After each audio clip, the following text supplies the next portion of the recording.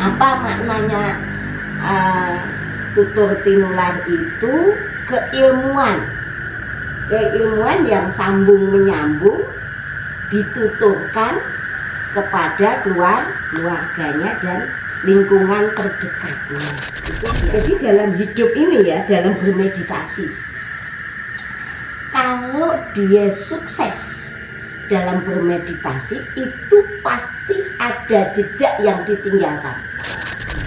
Jejak bahwa di dalam tubuh kita, terutama laki-laki perempuan, itu tersimpan memori-memori sejarah kehidupan leluhurnya. Memang sekarang harus kita ikhtiarkan. Kan kita sekarang ini banyak generasi-generasi yang hilang.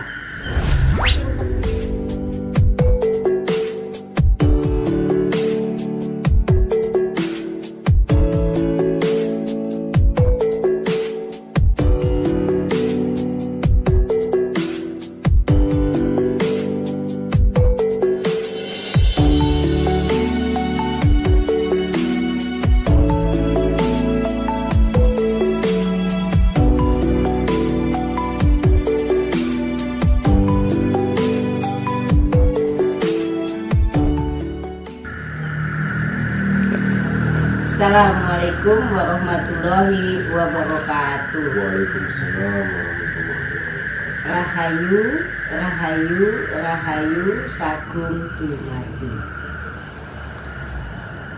Kita berjumpa lagi di Padepokan Sirot Asifa, Ciburial, Tenjolaya, Bogor Barat. Alhamdulillah, rahayu, alhamdulillah itu terima kasih bahwa segala puji itu milik Allah. Rahayu itu maknanya ya sangat luar biasa.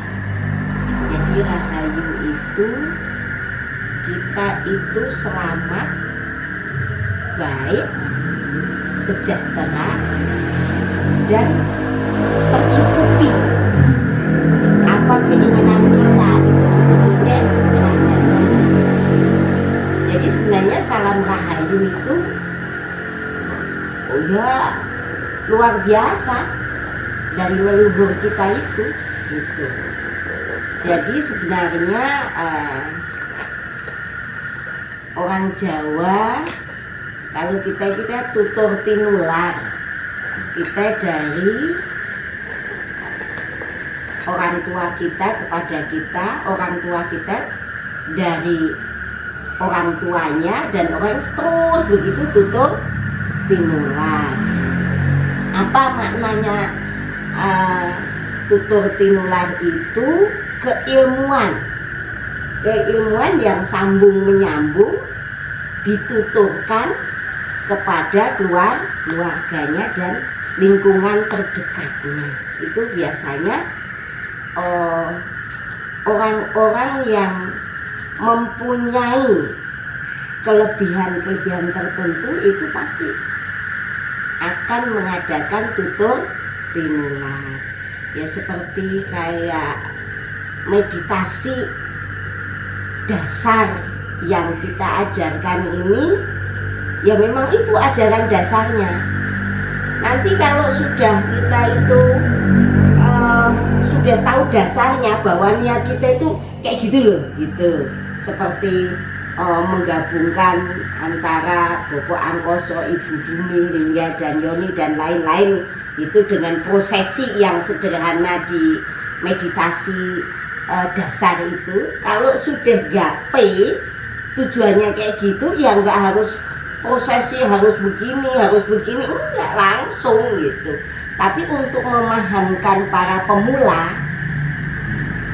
yang baru pertama atau baru belajar, itu dia harus paham, harus mengerti bahwa tujuannya itu semua sudah terwakili oleh patrap meditasi. Tapi memang gerakan-gerakan itu diperlukan supaya melekat. Karena dengan wejangan tutur tinular memakai gerakan dan tidak memakai gerakan itu lebih gigit, lebih nempel, lebih mengikat ketika menggunakan gerakan. Dia akan oh iya, ini mengambil energi alam semesta. Oh iya, kita memproposalkan, mengikat otak kita supaya mewujudkan penciptaan kita tercipta, yaitu di otak kita gitu. Jadi singgasana penciptaan itu adanya di otak. Terutama di batang otak itu terletak kesadaran, napas dan jantung. Nah, jantung mewakili kesehatan panca indera kita. Jasad kita bisa sehat karena detak jantung yang sangat stabil. Karena dalam bermeditasi itu semuanya terkontrol sangat stabil. Terus juga tentang kesadaran. Ya kesadaran kan ilmu tanpa batas itu. Nafas sudah jelas itu daya energi juga tanpa batas. Maka digabungkan dengan 3 dimensi, dengan gerakan-gerakan itu lebih nempel, lebih gigit daripada hanya wejangan. Itulah yang kita terima. Jadi ibu pakemnya mana? Ya tutur tinular saja gitu. Memang dari leluhur kita ya semuanya jalurnya memang dari Kasunanan Surakarta Hadiningrat. Dari bagian-bagian yang saya tahu dari orang tua kita, ibu kita itu ya berkecimpung di bidang kesepuhan atau pengobatan atau tabib, dan apapun permasalahan di masyarakat yang datang kepada kakek kita, buyut kita, itu ya Allah bisa selesaikan, didukung oleh penguasa alam semesta itu terkabul apa yang dihajatkan. Dari turun-temurun dulu itu ya kiprahnya ya membantu masyarakat. Jadi dalam hidup ini ya, dalam bermeditasi, kalau dia sukses dalam bermeditasi itu pasti ada jejak yang ditinggalkan. Jejaknya apa? Jejaknya itu kalau Islam rahmatan lil alamin itu. Kalau di dalam tutur tinular yang disampaikan orang tua kita, pasti dia akan memberikan manfaat, yaitu menghayu-hayuning bawono. Jadi semua alam semesta ini, bawono alit maupun bawono ageng, bawono agung, itu semuanya baik adanya. Rahayu tadi itu seperti itu. Jadi memang sangat luar biasa, sangat luar biasa. Ilmu leluhur kita itu sudah sangat komplit. Misalnya ibu kita itu dulu ya masih, orang dulu itu masih pakai kebaya, pakai ini.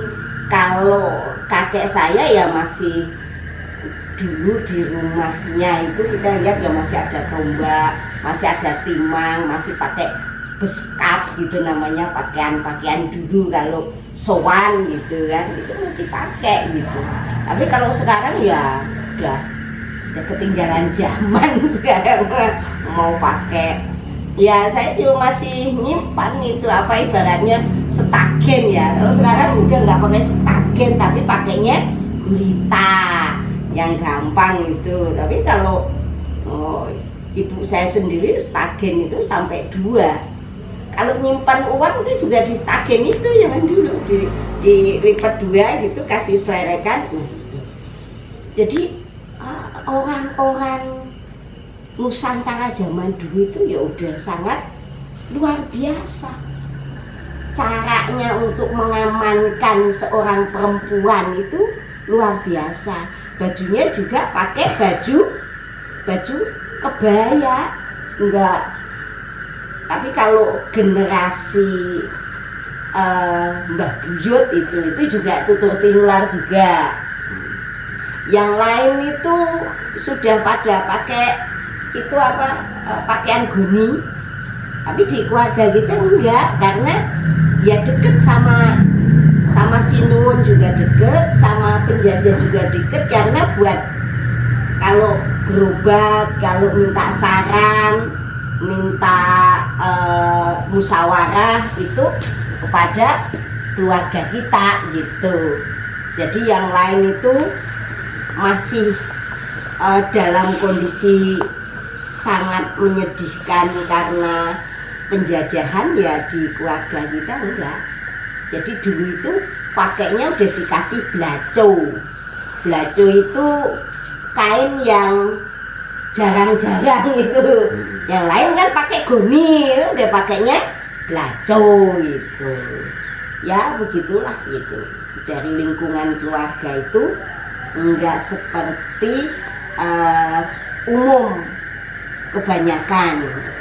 Tapi kalau saya yang inget itu ya kakek kita cukup dikenal masyarakat ya sebagai kesepuhan.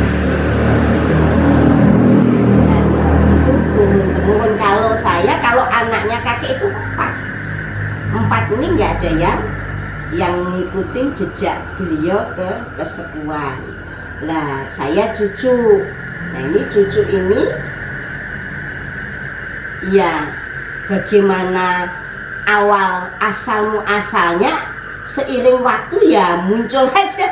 Kita terus mendalami tentang meditasi atau munajat, olah daya.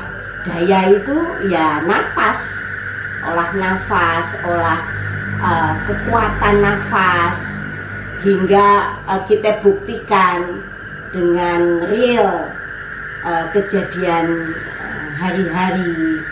Terus akhir-akhir ini itu banyak sekali kita buktikan orang program kehamilan itu bisa kita upayakan.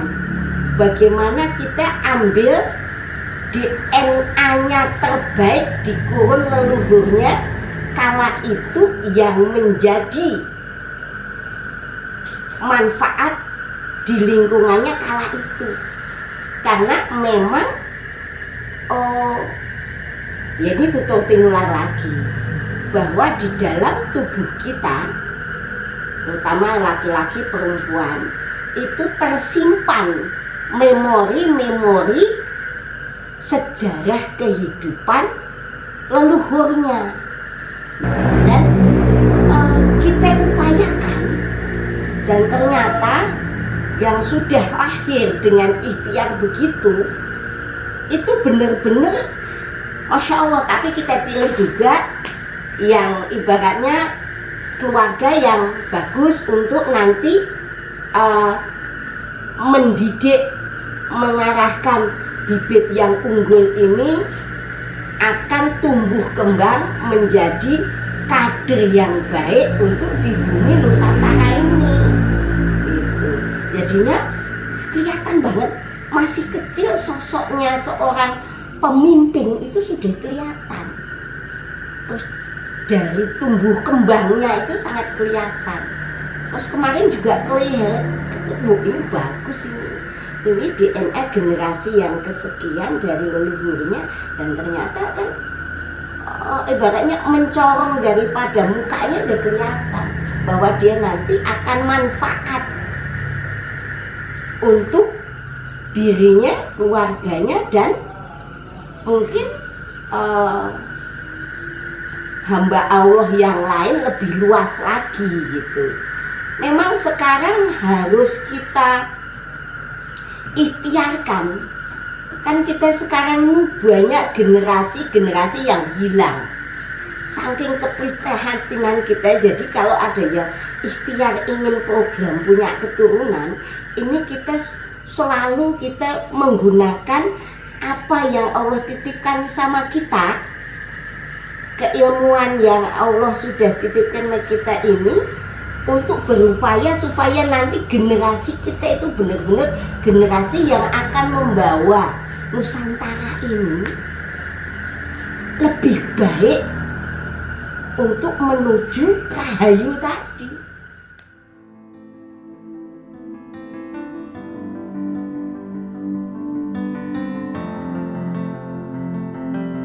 Halo guys, sekarang saya berada di Gua Al-Quran. Jadi Gua Al-Quran ini terletak di Tirta Ciburial Waterpark. Jadi teman-teman kalau dari Bogor itu ke arah IPB, Dramaga, terus ke arah Limuliang. Jadi teman-teman bisa lihat di sini Gua Al-Qurannya ini hampir 30 juz ya guys. Yuk teman-teman ikutin aku. Jadi di sini ada Al-Quran ini semua dibuat oleh Umi Sirat. Jadi beliau membuat ini dalam bisa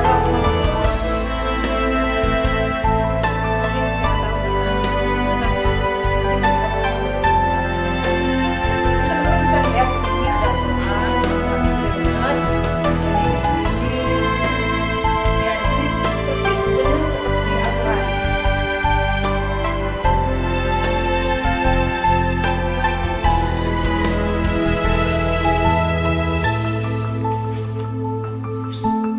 Ya bagi teman-teman yang mau wisata religi bisa datang ke sini. Sini tempatnya healing